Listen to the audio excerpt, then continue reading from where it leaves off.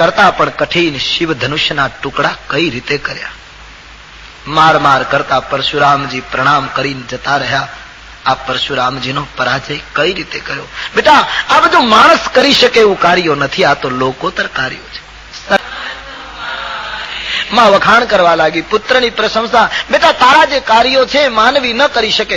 અડધી ચોપાઈમાં માં આવું બોલી ગયા, પણ પછી માએ લાગણીને રોકી લીધી. થયું કે માતા તરીકે પુત્રના વખાણ કરવું એ બરાબર નહીં.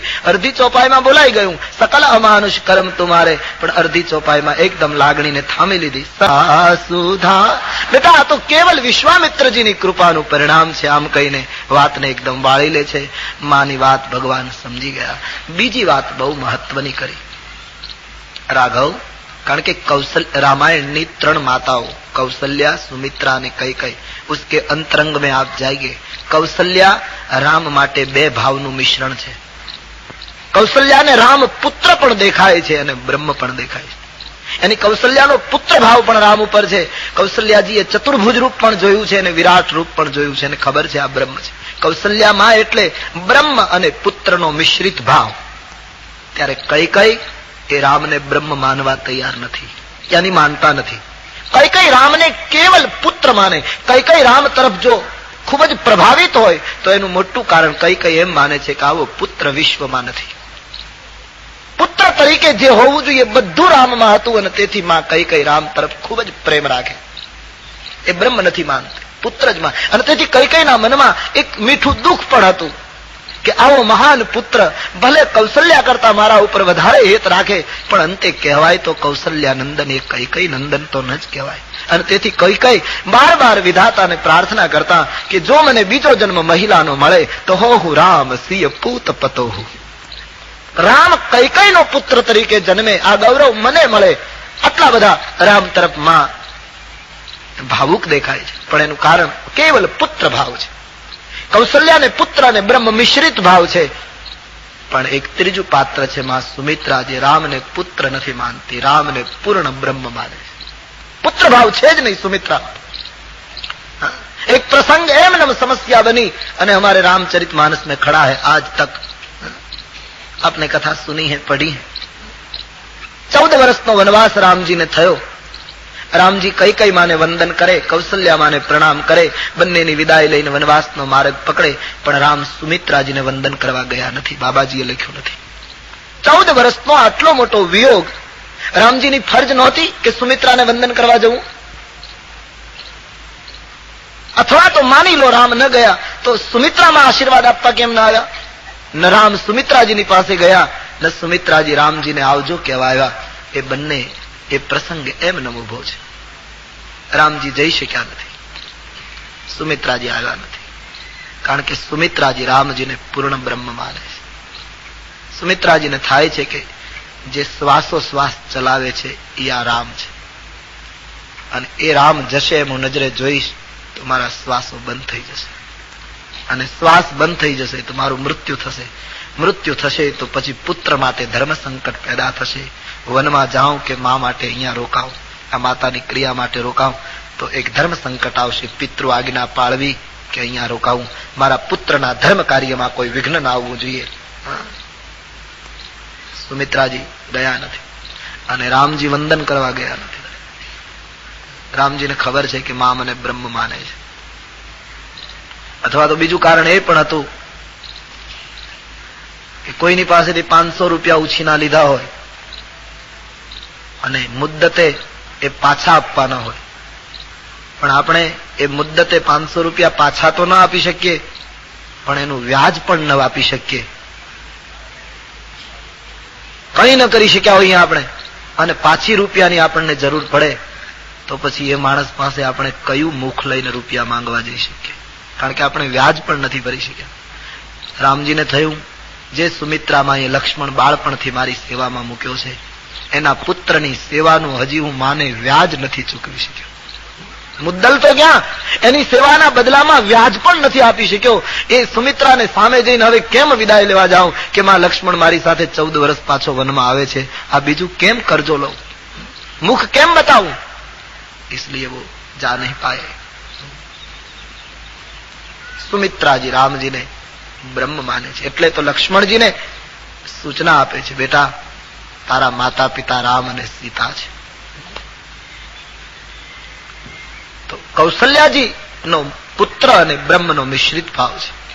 શરૂઆતમાં એમણે પુત્ર ભાવ રજૂ કર્યો છે કે તે તાડકાને કેમ મારી, પણ પછી તુરંત બીજા ભાવમાં રામજીના મસ્તક ઉપર હાથ ફેરવતા એ પુત્ર ભાવ રજૂ કર્યા પછી એક મહત્વની વાત કૌશલ્યાએ રજૂ કરી. રાઘવ, હા માં, એક વાત પૂછું. શું માં? રાત્રિનો સમય છે. બેટા વિશ્વામિત્રજી તને લઈ ગયા, આટલું મોટું કાર્ય કરીને તું પાછો આવ્યો. વિશ્વામિત્ર તને લઈ ગયા અને આજે તું અયોધ્યા પાછો ફર્યો. વચ્ચેના જે દિવસો તારા દર્શન વગર અમારે ગયા. તું બ્રહ્મ છે, વિધાતાને કહેજે એટલા દિવસો અમારી આયુષ્યમાં ગણે નહીં. તારા દર્શન વગર, તને જોયા વગર, તારા સામીપ્ય વગર જે દિવસો ગયા, બેટા એ જીવન જીવ્યું ન ગણાય. કેટલું મોટું સૂત્ર છે.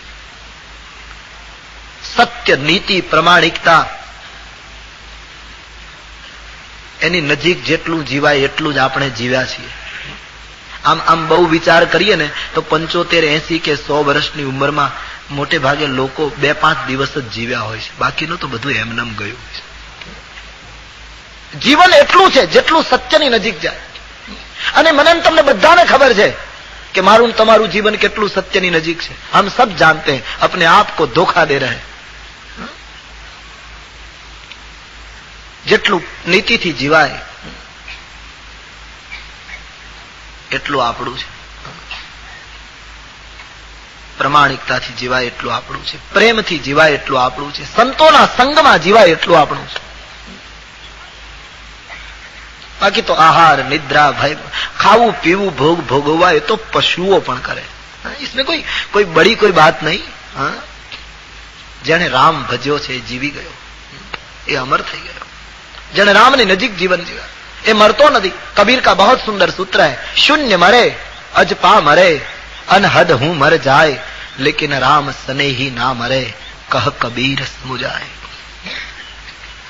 રામ કથા એટલા માટે છે માણસ સત્યની નજીક જીવે અને જીવનમાં એક રામ પકડાઈ જાય, એક સત્ય પકડાઈ જાય તો જીવન ધન્ય બની જાય. અને જો એ ન પકડાય, એક સાધે સબ સાધો. તુલસીદાસજી લખે છે તારી નજીક જીવાયું એટલું જીવન છે, બાકીનું બરબાદ છે. સંસારમાં રહેતા રહેતા જેટલું હરિભજન કરી લીધું. અમારે સૌરાષ્ટ્રમાં પેલી બહુ પ્રચલિત વાર્તા છે, આપે કદાચ સાંભળી છે. ગામડામાં પેલાના જમાનામાં તો દળના દળવા માટે પેલી ઘંટીઓ રહેતી હતી ને, હાથે બહેનો દળના દળતી હતી અનાજ. પછી 2 બહેનો, એક પાડોશીને ત્યાં 2 ઘંટી હતી એટલે બાજરો દળવા ગઈ. એટલે બંને એક એક ઘંટીમાં બાજરો ઓરે અને આમ દળનું દળે. એમાં એક બેન બરાબર દળતી હતી, પણ બીજી બેનને દળતા દળતા બાજરો ખાવાની ટેવ. એટલે એક ચપટી ઘંટીમાં નાખે અને એક ચપટી મોઢામાં નાખે. એટલે પેલી જે બીજી હતી એમણે એની ટીકા કરી કે આ કઈ રીત છે, દળનું દળતા દળતા બાજરો આમ ફાટતી જાય છે, બરાબર નથી. બોલે મને આદત છે, મને તો આવી ટેવ છે. મુબારક. પેલી એ ધ્યાન નહીં આપ્યું. પેલી એ પૂરેપૂરું દળનું દળ્યું અને પેલી બીજી સ્ત્રી હતી એમણે દળનું દળતા દળતા ઘણો બાજરો પોતે ખાઈ ગઈ.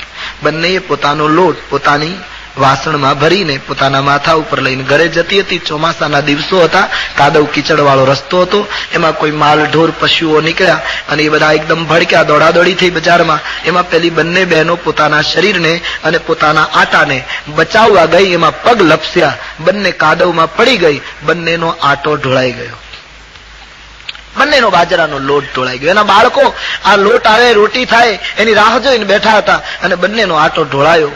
એમાં જેણે પૂરેપૂરો બાજરો દળ્યો હતો એ રડવા માંડી અને જે દળતા દળતા થોડું ખાઈ ગઈ હતી એ હસવા માંડી. પેલી રડતી હતી, એમણે હસનારને પૂછ્યું કે તારો આટો પણ ઢોળાઈ ગયો, તારા બાળકો પણ રોટીની રાહ જુએ, તને રડવું હસવું કેમ આવે છે? બોલે એ આટો તો મારોય ઢોળાઈ ગયો, પણ મને હસવું એટલા માટે આવે છે તમારા રડવા ઉપર. કેમ કે બેન તારો બધો ઢોળાઈ ગયો, પણ મારો દળતા દળતા જેટલો ખવાઈ ગયો એટલો તો બચી ગયો, આ તારું બધું જ ઢોળાઈ ગયું. એમ સંસારમાં જીવન જીવતા જીવતા જેટલું રામ ભજન થઈ ગયું એટલું જ બચે છે, એટલું જ આપણું છે, બાકી બધું જતું રહે છે. इसलिए કૌશલ્યાજીનું સૂત્ર બડું સુંદર. ભાઈ રાઘવને શયન કરાવી માં પોતાની પુત્ર વધુઓને લઈ પોતાના શયન કક્ષમાં ગઈ છે. જાગરણ ચાલે છે આખા ગામમાં, જય જયકાર થઈ રહ્યો છે. સવાર પડે છે, મંગલ પ્રભાત ત્યાં ગવાયા છે. અયોધ્યા ધન્ય બની છે. આમ થોડા દિવસો વીતે છે. વશિષ્ઠજી પધાર્યા છે. મીંઢોળ છોડવાનો વિધિ કરવાનો છે. કન્યાના હાથે બાંધેલો એ કંકર છોડવાનો છે અને પ્રત્યેક વરરાજાએ પોતાની પત્ની જે હોય એ કન્યાનો મીંઢોળ છોડવાનો હોય. વશિષ્ઠ મહારાજ આવ્યા, ઉત્સવ ઉજવાયો, ગામની સ્ત્રીઓ બધી ભેગી થઈ. તુલસીદાસજી લખ્યું, સુદીન શોધી કર કંકન છોરે. સુંદર દિવસ શોધીને હાથનો મીંઢોળ સીતાજીનો રામજી છોડે છે. એ વિધિ થયો. એ વખતે મંગલ મોદ વિનોદન થોરે. ખૂબ મોદ ભર્યું વાતાવરણ હતું, પણ તુલસીકા એ વખતે થોડો વિનોદ પણ થતો હતો. બનેલું એવું આનો ઉત્સવ તો હતો જ, પણ વિનોદ કયો હતો? ભગવાન રામ સીતાજીના હાથનો એ કંકર છોડે છે ના, તો આટલા દિવસ થયા પેલી દોરાની ગાંઠ જરા મજબૂત થઈ ગઈ છે, એટલે છૂટતી નથી ગાંઠ. ઘણી કોશિશ કરે છે રામજી, પણ જરા વાર લાગે. તો મહિલાઓ એકદમ વ્યંગ કરવા લાગી, વિનોદ કરવા લાગી. સીતાજીની સાથે કરિયાવરમાં જે દાસીઓ વગેરે મિથિલાથી આવેલી એ બધી મહિલાઓ રામજી મીંઢોળ છોડી શકતા નથી ત્યારે વ્યંગ કરવા લાગી કે મહારાજ માફ કરજો, ખોટું લાગે તો. શું કે શંકરનું ધનુષ તોડવું સહેલું છે, બાકી આ દોરો તોડવો બહુ કઠિન છે મહારાજ. આપ શિવ ધનુષ્ય તોડ પાએ, પણ આ કંકર છોડવો કઠિન છે. અથવા તો એક મહિલાએ એમ કહ્યું કે તમે રાજકુમાર છો, મહાન છો, ભવિષ્યમાં ગાદી પણ તમને મળશે, તમે મોટા છો, એ બધું બરાબર, પણ અમારી સીતાને બે હાથ જ્યાં સુધી નહીં ભેગા કરો ત્યાં સુધી આ દોરો નહીં. એટલે કે બે હાથ જોડશો નહીં ત્યાં સુધી ગાંઠ છોડવા માટે બે હાથ ભેગા કરવા પડે. એટલે માનો એમ કહે છે સીતાજીને તમે હાથ નહીં જોડો ત્યાં સુધી આ મીંઢોળ છૂટશે નહીં. ખૂબ વિનોદ થઈ રહ્યો હતો. સુંદર વિધિ પૂરો થયો છે અને આમ અયોધ્યામાં બધા જ વિધિઓ એક પછી એક પૂરા થયા. ધીમે ધીમે અયોધ્યા શાંત બને છે. હવે વિશ્વામિત્ર મહારાજ વિદાય માંગે છે. રાજકુટુંબનું કોઈને કોઈ રોજ એમને આગ્રહ કરીને રોકે છે. વિશ્વામિત્રજીએ અવધપતિને કહ્યું, અવધેશ ગમે તેમ તો હું વિરક્ત મહાત્મા, મારે ગ્રહસ્થોની સાથે બહુ ન રહેવાય. કામ પૂરું થયું, હવે મને વિદાય આપો. વિશ્વામિત્રજીની વિદાય ગમતી નથી. એક ત્યાગી સંત છે. વિશ્વામિત્રની પ્રતિભા માટે શું કહેવું. રામાયણમાં લખ્યું છે વિશ્વામિત્રજીએ જયારે વિદાય માંગી ત્યારે દશરથજીના નેત્રમાં આંસુ આવી ગયા. ચરણારવિંદમાં અવધપતિ વંદન કરી બહુ સરસ બોલ્યા છે, મહારાજ નાથ સકલ સંપદા તુમારી. હે બાપજી, આ બધી સંપદા આપની છે. मैं સેવક સમેત સુતનારી. હું તો મારી રાણીઓની સાથે, મારા પરિવારની સાથે આપનો સેવક છું. બાપજી, આપ તો એટલા ત્યાગી અને વિરક્ત મહાપુરુષ છો કે હું સમ્રાટ છું, છતાં મને એમ થાય હું તમને શું આપું, કારણ કે આપ કામનાથી પરિપૂર્ણ છો. બહુ સાચી વાત. ભારતના સાધુ સંતોને તમે શું આપી શકો? આટલા ત્યાગ અને વિરાગમાં જે મહાપુરુષોએ જીવી અને આ દેશને ઘડ્યો છે, એને આપણે શું આપી શકીએ? પીપળા અદલો, પીપળાના પાન ખાઈ ખાઈને જે માણસ જીવી ગયા એને માણસો શું આપી શકે? દુર્વાસા ધરો ખાઈને જીવી ગયા, એને આપણે શું આપી શકીએ? કણાદ એક એક કણ વીણે એની ખીચડી બનાવીને ખાય અને શાસ્ત્રોનું ચિંતન કર્યું. આ મહાપુરુષોને હું તમે શું આપી શકીએ? મહાપુરુષોનું ઋણ ચૂકવવું હોય તો એક જ છે, એને શાસ્ત્રો અને ધર્મ ગ્રંથોમાં જે આદેશ આપ્યો એને ઈમાનદારી પૂર્વક જીવવાની કોશિશ કરી, જરાય છટકવાની કોશિશ કર્યા વગર. આજે મોટી કરુણા એ છે, ધર્મ ગ્રંથોની મને તમને બધાને ખબર છે, પણ જીવવાનો પ્રસંગ આવે છે ત્યારે હું તમે બહુ સિફતથી છટકી જઈએ. અમારાથી શું થાય, અમે શું કરી શકીએ? આ એક મોટી કરુણા. ઋષિમુનિઓનું દિલ તે દિવસે દુભાતું છે. અમે નિસરણી એ બનીને આ દુનિયામાં ઉભા, પણ ચડનારા કોઈ અમને ના મળ્યા રે. ઋષિમુનિઓને એમ થતું હશે કે માનવો માટે અમે નિસરણી થયા, પણ કરુણા એ કે કોઈ ચડનારો ન નીકળ્યો. અમે દાદરા બનીને ખીલા ખૂબ ખાધા, પણ તપસ્યાના ફળ હજી ના મળ્યા રે જી. બાજરાના છોડ એમ કહે છે કે માણસોના માટે અમે લણાઈ ગયા, અમે કપાઈ ગયા, સમાજ માટે માથડા કપાવી અમે ઘંટીમાં ઓરાણા. બાજરાના દુંડા કહે માણસો માટે અમે કપાઈ ગયા, છૂટા પડી ઘંટીની અંદર પીસાઈ ગયા, દરણું થઈ ગયા, લોટ થઈ ગયા, એટલેથી અમારી કુરબાની અટકી નહીં. માથડા કપાવી અમે ઘંટીમાં ઓરાણા, ચૂલે રે ચડીને પછી પીરસાણા, પણ જમનારા કોઈ અમને ના મળ્યા રે જી. થાળી પીરસાઈ સામે આવ્યા. મહાભારત, ભાગવતજી, રામાયણ, ભારતના ઉપનિષદો, આમ સાધુ સંતોએ થાળ તૈયાર કરીને માણસ પાસે મૂક્યો તો જમનારા કોઈ ન મળ્યા. પગે બાંધી ઘૂંઘરું, માથે ઓઢી ઓઢણી, અમે નારી બનીને રાતભર નાચ્યા પણ જોનારા કોઈ ન મળ્યા. અમે પુરુષ હતા છતાં સ્ત્રીનું પાત્ર પહેરી અને લોકોનું મનોરંજન કરવા માટે, લોકોને આનંદ આપવા માટે રાત્રિભર નાચ્યા, કવિ કહે, તો કોઈ જોનારા મળ્યા નહીં. અને જોનારા મળ્યા તો કદર કરવાને બદલે ટીકા કરનારા મળ્યા. લોગ નાચી, મીરા નાચી તો લોકોએ એની ટીકા કરી. લોગ કહે મીરા ભાઈ બાવરી. જોનારા કોઈ ન મળ્યા. સાધુ પુરુષો, મહાપુરુષોએ જે સમાજને આપ્યું છે એનું ઋણ અદા કરવા માટે એમણે આપેલા સૂત્રોને ઈમાનદારીપૂર્વક જીવવાની કોશિશ કરીએ. આ એક જ ઉપાય છે. રૂપિયાથી સાધુઓને રાજી ન કરી શકાય. રૂપિયો કોઈને રાજી કરી શક્યો નથી. થોડો સમય સુખ આપી શકે, બાકી રૂપિયો કોઈને આનંદ આપી શકતો નથી. સાધુ સંતોને રાજી કરવા હોય તો શાસ્ત્ર કહે એમ વર્તો. પણ મોટી કરુણા છે, જયારે સમય આવે છે ત્યારે બધા છટકી જાય. પેલો નહીં, પોલીસમેનના ઘરમાં ચોર આવ્યો. પોલીસમેન સૂતો હતો અને એના ઘરમાં ચોર, જે ચોરને પકડવાનું કામ કરે એના ઘરમાં જ ચોર આવ્યો. એની પત્ની જાગી ગઈ તો પોતાના પતિને ધીમે રહીને કહે, જાગો, આપણા ઘરમાં ચોર આવે. તો પેલા પોલીસમેને કહ્યું, ચૂપ રહે, મને ખબર છે, હું જાણું છું. તો પેલી પત્નીને એમ કે એમને એવી તાલીમ લીધી હશે છૂપો છાપો મારવાની, એટલે કદાચ એને કઈ ઓચિંતા ચોરને પકડવાની રીત આવડતી હશે, એટલે બિચારી ચૂપ થઈ ગઈ. એમાં ચોર બારીમાંથી નીચે ઉતરી કમરામાં ગયો. પેલી સ્ત્રીનો સ્વભાવ એટલે રહી શકાયું નહીં. કહ્યું, પણ પેલો કમરામાં જાય. બોલે, ગભરામાં બોલ બોલ નહીં કર, મને ખબર છે તું પોલીસ છે કે હું. પેલી ચૂપ થઈ ગઈ. પેલા એ કબાટ ખોલ્યો, દાગીનાની પેટી કાઢી. પેલી સ્ત્રીથી રહેવાયું નહીં, પણ પેલો દાગીનાની પેટી લઈ. બોલે, બોલ બોલ નહીં કર, મેં તને એકવાર કહ્યું, મને બધી ખબર છે, હું બધું જાણું છું. વળી પાછી પેલી ચૂપ થઈ ગઈ.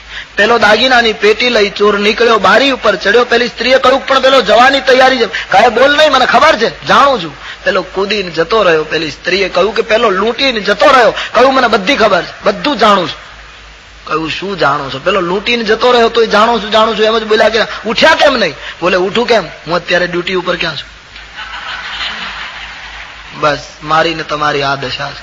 રામાયણની ખબર છે કે અમને ખબર છે, મહાભારતની ખબર છે કે અમને ખબર છે, ભાગવતની ખબર છે કે અમને કંઠસ્થ છે, શાસ્ત્રોની ખબર છે કે અમને બધી ખબર છે, અમે બધું સાંભળ્યું છે, અમે કેટલોય સત્સંગ કર્યો છે. પણ જ્યાં જીવન જીવવાનો પ્રસંગ આવે છે ત્યારે કહે, મારી ડ્યુટી ક્યાં છે.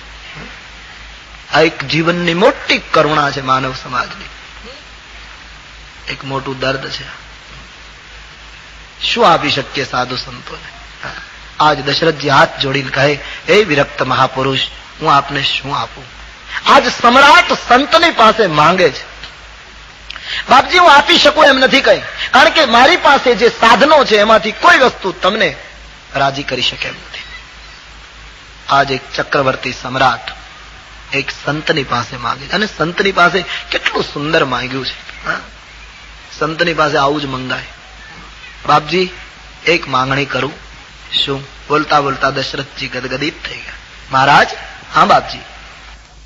જયારે જયારે અવકાશ મળે, તપ અને ભજનમાંથી જયારે આપણે થોડો અવકાશ આપ લેતા હો, એવા સમયે આપને અનુકૂળ પડે તો અવારનવાર અયોધ્યા આવી મારા સંતાનોને દર્શન આપતા રહેજો. મહારાજ, આપ જેવા સંતો અમારે આંગણે આવતા રહેશે તો અમારા કુળની પરંપરા, અમારી અસ્મિતા ટકી રહેશે. સાધુ સંતોની પાસે આવું મંગાય. આપના રામચરિત માનસમાં એમ લખ્યું છે, સંતના દર્શનથી પાપ ઘટે છે. બિલકુલ સહી. સંતના દર્શન કરો. ગમે તે હોય એની ભીતર નહીં જાઓ. સંત વેશ જુઓ, સાધુને જુઓ, બસ તમે એને શ્રદ્ધા ના આપી શકો તો કઈ નહીં, પણ ભૂલે ચૂકે અપમાન ન કરો. સંત દર્શનથી પાપ ઘટે છે. રામાયણમાં લખ્યું છે, સંત દરસ જીવી પાતક ટરઈ. સંતનો અપરાધ ઈશ્વર સહન કરી શકતો નથી. સંતની પાસે માંગુ તો આવું માંગો, બસ અમને દર્શન આપતા રહેજો. દર્શન દે તરહબ મુનિ મોહ. મહાપુરુષની પાસે આટલી માંગણી કરી અને સંતના જો આશીર્વાદ, સંતની સાચી લાગણી મળી જાય તો આ જગતમાં સંત કરી શકે એવું કોઈ ના કરી શકે. સમજી લો. કઝા કો રોક દેતી હૈ દુઆ રોશન જમી રોકી. મોતને સંતો અટકાવી દે. કઝા કો રોક દેતી હૈ દુઆ રોશન જમી રોકી. ભલા મંજૂર હૈ અપના તો કર ખિદમત ફકીરો કી. જો તારું કલ્યાણ ઈચ્છતો હોય, જો તારું હિત ઈચ્છતો હોય તો કોઈ સંતની સેવા કર, ક્યોંકि કઝા કો રોક દેતી હૈ. એ તો મૃત્યુને અટકાવી દેશે. બાપજી આપ દર્શન આપતા રહેજો. વિશ્વામિત્રજીને ભાવપૂર્ણ વિદાય આપી છે. સરયુ તટ સુધી રાજકુટુંબ વળાવવા ગયું છે. વિશ્વામિત્રજીને પણ એટલો બધો ભાવ છે, પાછું વાળી વાળીને રામના દર્શન કરતા જાય છે. એક ત્યાગી પુરુષ એક મોટું મહત્વનું કાર્ય પૂરું કરીને અહીંથી વિદાય થઈ ગયા. ધીમે ધીમે અયોધ્યા બિલકુલ શાંત થવા લાગે છે. રામ પરણીને આવ્યા પછી અયોધ્યાની સમૃદ્ધિ, અયોધ્યાનો સુખ કયા શબ્દોમાં વર્ણવું? સાક્ષાત જગદંબા જાનકીજી પુત્ર વધુ આવી બેઠા છે. પછી તો શું કહેવું? તુલસીદાસજી આમ રામજીના લગ્નની કથા બતાવી, એ સુખ અને એ બધી સંપત્તિનું વર્ણન કરી આપણને બાલકાંડની સમાપ્તિ તરફ લઈ જાય. નિજ ગીરા પાવની કરન કારણ રામ જસ તુલસી કા જો. નિજ ગીરા પાવની કરન કારણ રામ જસ तुलसी का जो रघुबीर चरित अपार बारिधि पार कभी को ने लाग्यो. रघुबीर चरित अपार बारिधि पार कभी को ने.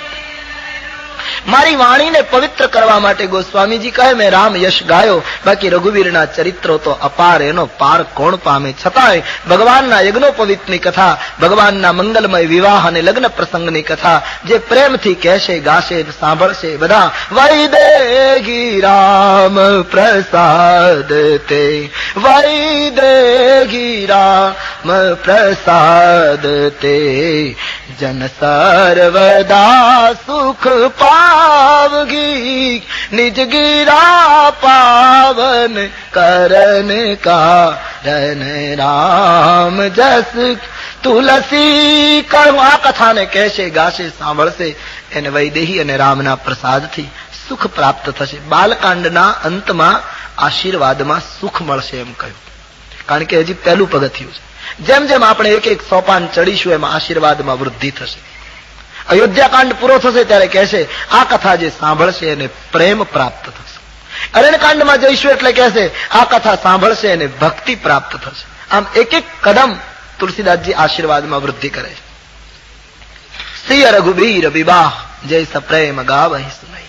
સીતારામજીના મંગલમય વિવાહ અને લગ્નની કથા જે પ્રેમથી ગાશે અને સાંભળશે, તુલસી કહે એના જીવનમાં ઉત્સાહ અને આનંદ ભરાશે. એના મંગલ કાર્યો પ્રભુ નિર્વિઘ્ન પૂર્ણ કરશે. પરમાત્માનું ચરિત્ર એ તો મંગલ ભવન છે. આટલો આશીર્વાદ આપી બાબાજીએ બાલકાંડની સમાપ્તિ કરી. ઇતિ શ્રી રામચરિત માનસે સકલ કલિકલુષ વિધ્વંસને વિમલ વૈરાગ્ય સંપાદનો નામ પ્રથમ સોપાન બાલકાંડ સમાપ્ત. શ્રી સીતારામચંદ્રાર્પણમસ્તુ. બોલો રામચંદ્ર. કાયેન વાચા મનસેન્દ્રિયેર્ વા બુદ્ધ્યાત્મના વા પ્રકૃતે સ્વભાવા કરોમિ યદ્ય સકલં પરસ્મૈ નારાયણાયેતિ समर्पयामि. गुरु कृपा थी हमारे लंगड़े जी के अनुग्रह से रामचरितमानस का प्रथम वांग्मय पुष्प भगवान राघव के चरण कमल में समर्पित कर रहा हूँ. રામચરિતમાનસનું બીજું સોપાન अयोध्याकांड। पण अयोध्याकांड नो प्रारंभ करिए ते पहला 2 मिनट बड़े भाव, श्रद्धा और आदर से, भीतर से, भाव से गाइए। अयोध्याकांड नो शुभारंभ करिए ते पहला भारतीय महात्माओए अयोध्याकांड ने बालकांड माटे पोतपोताना जे दृष्टिकोण रजू कर्या छे, मंतव्यो, एनु जरा विचार करी लईए। महात्माओनो एवो मत छे के बालकांड ए मानवीनी बाल्यावस्था छे અને અયોધ્યાકાંડ એ માનવીની યુવાની છે। આ જગતમાં જેનો બાલકાંડ બરાબર વીતે એનો અયોધ્યાકાંડ બહુ સરસ હોય, યાની જેનું બચપણ બરાબર વીતે એનું યૌવન સુગંધી હોય, અને જેનો અયોધ્યાકાંડ બરાબર વીતે એનો ઉત્તરકાંડ બહુ સારો હોય, યાની જેની યુવાની બરાબર વીતે એની ઉત્તરાવસ્થા બહુ સરસ હોય, વૃદ્ધાવસ્થા બહુ સારી હોય। બચપણ બગડે એની યુવાની બગડે, यौवन बगड़े एनु घड़पण बगड़े। जीवनना आ प्रारंभ, मध्य ने अंत ने जो बरीबर सुधारवो होय तो अयोध्याकांड ए महत्वनो कांड छे, युवानीनु प्रतीक छे, अने यौवन ए मानव जीवननु केंद्र छे। एक निसरणी छे, आ निसरणी उपर पग मूकीने माणस स्वर्गमां पण जई शके, मोक्षनो द्वार पण खटखटावी शके, अने ख्याल न रह्यो तो आ निसरणी माणसने नरकना द्वारे पण लई जती होय। यौवन एक केंद्र है, અને તેથી यौवन माणस बचावे। भारतीय संतोए एम कह્યું છે માણસની યુવાનીનો 6 પ્રકારે નાશ થાય છે। જે માણસના જીવનમાં 6 વસ્તુ વધારે પડતી થઈ જાય, અતિરેક જેને કહેવાય, લક્ષ્મણ રેખા ઓળંગી જાય 6 વસ્તુ, એનું यौवन ખલાસ થઈ જાય, એનું यौवन દુર્ગંધ મારે છે। જે માણસે પોતાનું यौवन બરાબર ટકાવવું હોય, સત્યની ઉપાસના માટે, ભજન માટે, સંસ્કૃતિ માટે, રાષ્ટ્રની અસ્મિતા માટે, એ માણસે પોતાનું यौवन બરાબર સાચવવું જોઈએ। આજે દેશની કરુણા છે, એ यौवन ઢીલું થતું જાય। આ દેશમાં વયોવૃદ્ધ સફેદ દાઢીવાળા ભીષ્મને એ કાળમાં યુવાન ગણવામાં આવતા હતા, અને આજ 22 વર્ષનો યુવાન વૃદ્ધ જેવો દેખાય। આ કરુણા છે। રામાયણની શબરી જે વૃદ્ધ થઈ ગઈ હતી, છતાં રામજી એને ભામિની કહી છે। માણસ યૌવનને ટકાવે અને ઈશ્વરનું ભજન કરવું હોય, યા તો જીવનને ધન્ય બનાવવું હોય, ત્યારે યુવાની જ જરૂરી। ગડપણમાં ગોવિંદ ગાવાના સૂત્રો ભૂલી જાઓ। એક કાળ હતો, ભૂતકાળ થઈ ચૂક્યો છે। ગડપણમાં કેમ ગોવિંદ ગવાય? ઈશ્વરને સમર્પિત થવાનું હોય ત્યારે યૌવન અર્પણ કરાય, બુઢાપો નહીં। આપણે ઘરે કોઈ મહેમાન આવે ને એમ કહે મારે એકાદશી છે, હું કઈ જમીશ નહીં, તો આપણે રસોડામાં પૂછીએ કઈ ફળ છે, તો ઘરની અંદરથી જવાબ આપે કે ફળ તો છે પણ જરા બગડેલા છે। તો બગડેલા ફળ આપણે મહેમાનને નહીં આપીએ, મહેમાન માટે તાજા, રસદ્વાર, સુવાસિત, પાકેલા ફળ લાવીશું। એક મહેમાનની ખાतिर ત્વાજામાં જો ગ્રસ્ત તાજા ફળ અર્પણ કરતો હોય, તો ઈશ્વરને જ્યારે જીવન અર્પણ કરવાનું હોય ત્યારે વૃદ્ધાવસ્થાનું બગડેલું ફળ ન અપાય, યુવાનીનું તાજું ફળ અર્પણ કરાય। તરવરતું યૌવન, ધમની અને શિરામાં આ સંસ્કૃતિનું કામ કરવા માટે જ્યારે ગરમ લોહી વહેતું હોય ત્યારે જીવન અર્પણ કરાય। ગડપણમાં ગોવિંદ ગાવાની વાત ભૂલો। મોટે ભાગે એક સૂત્ર આપણે ત્યાં થઈ ગયું, બસ ભજન કરવું, કથા સાંભળવી, ઈશ્વરને માર્ગે જવું, આ બધું ગડપણમાં જ કરાય। ઉંમરનો વિષય થયો। બધા નિવૃત્ત માણસો અમારા ભાગમાં, જે સંસારના એકેય કામના ન હોય એ કથાના કામના, જેની સામે મોત હોય એને હવે બહુ કથાની જરૂર નથી, જેની સામે જીવન ઉભા છે એને કથાની બહુ જરૂર છે। અને તેથી હું સતત કહેતો રહ્યો છું છેલ્લા 10 વર્ષ કે કથાના કોઈ પણ જગ્યાએ કથા થાય છે તો તમે લોકો નિમંત્રણો ક્યાં મોકલો છો? મોટે ભાગે સત્સંગ મંડળમાં, સ્વાધ્યાય મંડળમાં, મંદિરોમાં ત્યાં મોકલવું જ જોઈએ, એનો ઇનકાર નથી। પણ એ લોકો તો રોજ સત્સંગ કરે છે, કદાચ એને ન નિમંત્રણ મોકલો તોય ચાલે, પણ કથાના નિમંત્રણ તો શાળા અને કોલેજમાં જવા જોઈએ, જે કથાથી વિમુખ થતો સમાજ છે।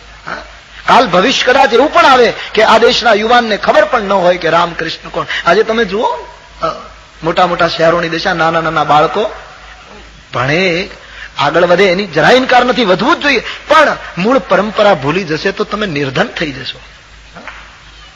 કાલ ભવિષ્ય તમને ગાળો દેશે। આજે આપણા બાળકોમાં સંસ્કાર આવે, કથા આ કામ કરી. કથા જે કરે ને એ બીજું કોઈ ન કરી શકે. કથામાં અદભુતતા. કથા સાંભળો, પરંપરાને યાદ કરો. અમે કોના સંતાનો છીએ? ગંગા અને ભારત વર્ષનું સંતાન નિર્માલ્ય ન હોવું જોઈએ. અને એ કથા એટલા માટે સાધુ સંતો સતત કહેતા રહ્યા છે કે કઈ ને કઈ કથાનું પરિણામ હોય છે. હું કેનેડામાં કથા કહેતો હતો 22 દિવસ સુધી વેન્કોવરમાં. એક ઘટના બની. યુગાન્ડાથી એક લોહાણા કુટુંબ, યુગાન્ડાનો પેલો પ્રસંગ બન્યો એટલે બધા જુદા જુદા જતા રહ્યા. એમાં ત્યાં કેનેડા આવેલું, ઘણા રૂપિયા, પુષ્કળ સંપત્તિ હતી. પણ મને તો પછી 17મે દિવસે ખબર પડી, કથાના 17મો દિવસે આ વાતનો ખ્યાલ આવ્યો. તો એમાં એક કુટુંબ, યુવાન પુરુષ પોતાની પત્નીને છોડીને હોટેલમાં રહે છે. પતિ પત્નીને બનતું નથી. એક 5 વર્ષનો બાબો છે, એક 8 વર્ષની બેબી છે. એને પેલી સ્ત્રી સાચવે છે. પેલો પુરુષ હોટેલમાં રહે છે. મહિને મહિને હોટેલમાંથી પૈસા મોકલે, પણ પતિ પત્ની બોલતા નથી. બાળકો પિતાનું સુખ ઝંખે છે, પણ બાપ ઘરે આવતો નથી. પૈસા પુષ્કળ છે, પણ ખબર નહીં કઈક મનમાં આંટી પડી ગઈ. એક નિશાની સારી હતી કે બંને જણ કથામાં આવતા હતા. પેલી પત્ની બાળકોને લઈને આવતી હતી, પેલો પુરુષ હોટેલથી આવતો હતો. ત્યાં એવો નિયમ હતો કે સાંજના આરતી એક જ વખત કથા ચાલે, રાતના આરતી જયારે ઉતરે ત્યારે એવો નિયમ કરેલો કે જેને આરતી કરવી હોય પોતાના ઘરેથી આરતી તૈયાર કરીને લેતા આવે. એટલે આખો શ્રોતાગણ ઉભો થઈ જાય આરતી વખતે, ને બધા પોતપોતાની જગ્યાએ ઉભા રહીને રામાયણજીની આરતી કરે. 17મા દિવસની કથા હતી. ભરત ચરિત્ર ચાલતું હતું. ખબર નહીં શું થયું, મને તો ખબર નહોતી, મને તો પછી ખબર પડી. પણ પેલી પત્ની રોજ પોતાના પતિને જોવે પુરુષના વિભાગમાં. પેલા બાળકો રોજ પોતાના પિતાને જોવે. આમ તરસે કે મારા બાપુજી અમને બોલાવે, પણ પેલો નિષ્ઠુર માણસ બોલાવે નહીં. કથા પૂરી થાય એટલે જતો રહે. 17મે દિવસે कथा पूरी थी. खबर नहीं, ये मेरे सामने घटी हुई घटना मैं आपको बता रहा हूं.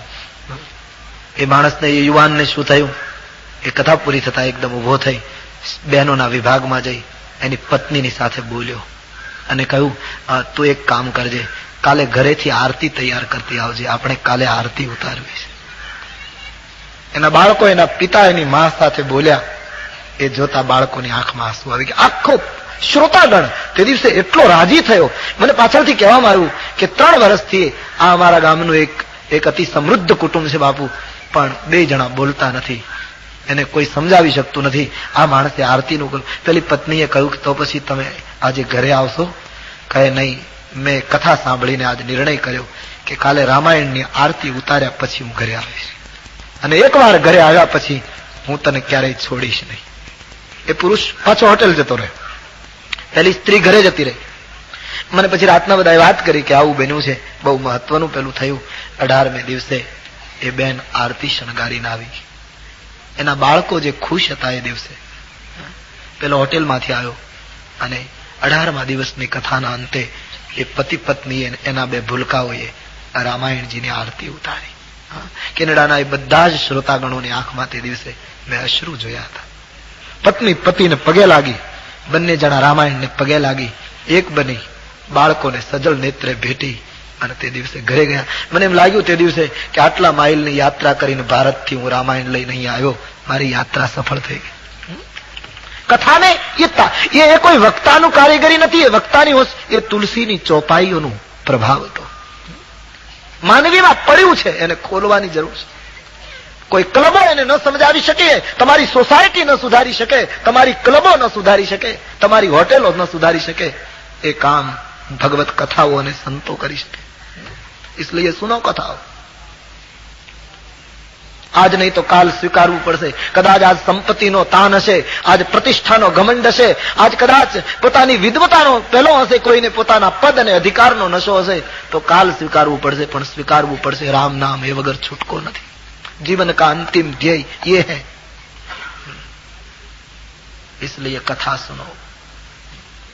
यौवन ईश्वर ने अर्पण करવું હોય તો અયોધ્યાકાંડ સાંભળો. 6 વસ્તુનો અતિરેક જીવનમાં થશે તો યુવાની નાશ પામશે, એમ સંતો કહે છે. મહાત્માઓનો મત છે અતિશય બોલવાથી યુવાનીનો નાશ થાય છે. પહેલું સૂત્ર છે. અતિ બોલવાથી યૌવન નાશ પામે છે. એક શબ્દથી કામ પતે તો બીજો શબ્દ ન બોલો. વાણીને જેટલી સાચવશો એટલી તમારા શબ્દની શક્તિ વધશે. આ દેશની સંસ્કૃતિમાં ઋષિઓએ શબ્દને બ્રહ્મ કહ્યો છે. શબ્દ જેમ તેમ વેડફવાના નથી. શબ્દ બ્રહ્મ હે આ દેશમાં. અતિ બોલવાથી ધર્મગ્રંથોમાં તો વર્ણન મળે છે વાકપાત એ શુક્રપાત કરતા ભયંકર છે, એમ કર્મકાંડના પુસ્તકોમાં મળ્યું છે. શુક્રપાત કરતા પણ વાણીનો પાત. અતિશય બોલવું સારું નથી, શરીરનો મોટો ઘસારો છે.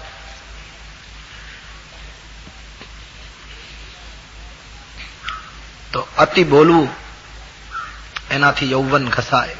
ઘણા લોકો અમને જેમ કહે છે પેલું તમને લાગુ પડે, તમે વક્તાઓ 6-6 કલાક બોલ બોલ કરો.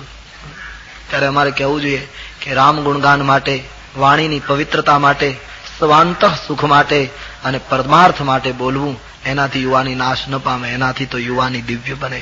પણ જે લોકો બેકાર બોલ્યા કરે છે એને આ લાગુ પડે, જે કારણ વગર બોલ્યા કરે. કોઈએ રમૂજમાં કહ્યું ને કે અમદાવાદના બસ સ્ટેશન ઉપર એક બેન પોતાના બાબાને લઈને ઉભા હતા ઇન્ક્વાયરી ઓફિસ પાસે. એમણે પેલા માણસને પૂછ્યું કે વડોદરાની બસ કેટલા વાગે મળે? તો પેલા ભાઈ કહ્યું સવારના 5:30 વાગે.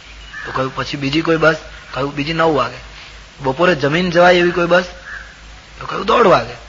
કહ્યું સાંજના કોઈક બસ કરી? કહે 5 વાગે. રાતના કોઈ? બોલે રાતના 9:30. આટલા બધા પ્રશ્નો પૂછ્યા. પાછું એ બેને પૂછ્યું કે જેમ અમદાવાદ થી વડોદરા જવાની આટલી બસ, એમ વડોદરાથી અહીંયા આવવાની? બોલે જેટલી અહીંથી ઉપડે એટલી ત્યાંથી ઉપડે. પેલા એ કહ્યું તો બોલે એમાં લક્ઝરી કેટલી અને સાદી બસ કેટલી? બોલે 2 લક્ઝરી, બાકીની બધી સાદી. કહ્યું સાદી બસમાં અને પેલી બસમાં ટિકિટ ભાડામાં કેટલો તફાવત રહે?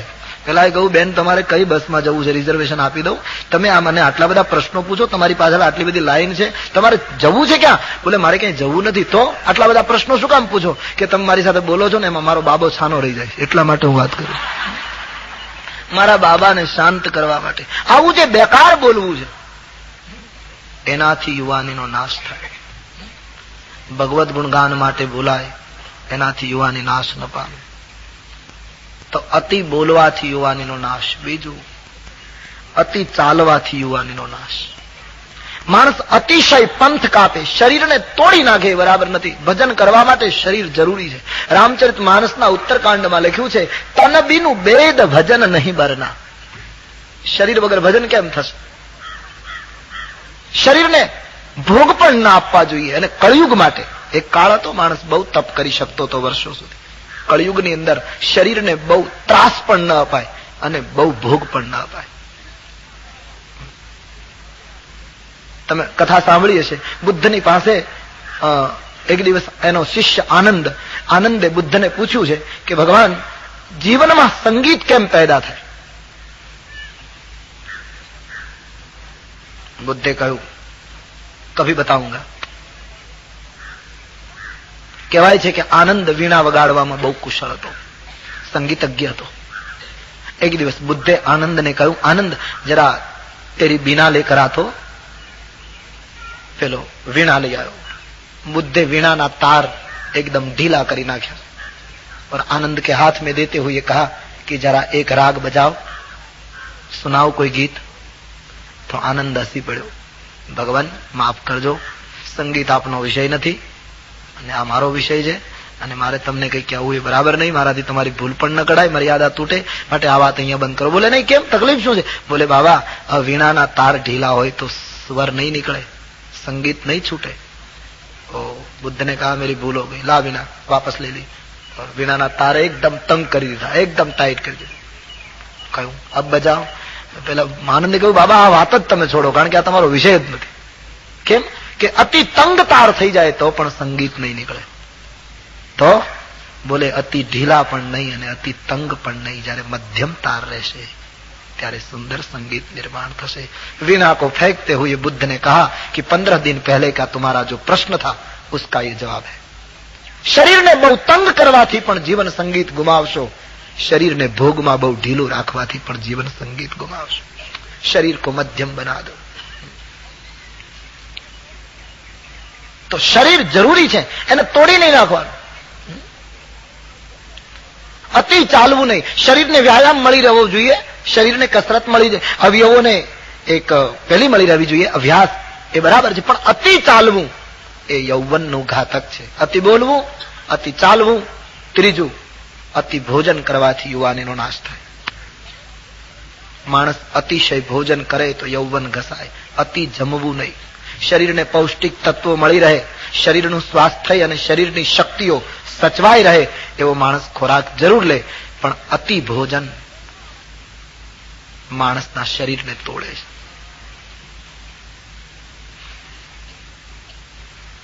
એટલે આપણે ત્યાં તો એક મત તો એવો જ હતો ને કે ઋણ કરીને ઘી પીવો, ઋણમ કૃત્વા ઘૃતમ પીબે, ખાઓ પીવો બસ. નહીં, અતિ ભોજન કરવાથી યુવાનીનો નાશ થાય. ભજન વધારો, ધીમે ધીમે ભોજન ઘટાડો.